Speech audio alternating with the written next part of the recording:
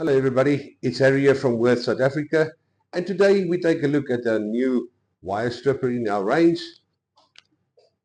As you can see, the outer casing is made of fiberglass reinforced polyamide. You can open this side here up to 28 millimeter.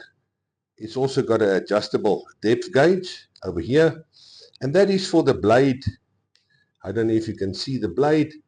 That is to strip wires as well as cut open the sleeving on the outside of the wires. This blade is adjustable, also replaceable. Over here, this section here is where the stripping takes place. So for a quick demonstration, let's do this one here. You pinch it down, turn it and pull it. For a thicker gauge, there, you clip it down, you twist it and you pull it, and there's your wire strip. But if we look at the PVC cable, that's a bit more difficult with your normal wire strippers.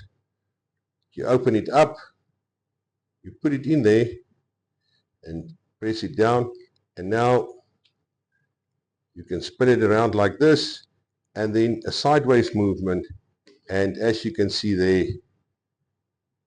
a perfect strip, all with one motion.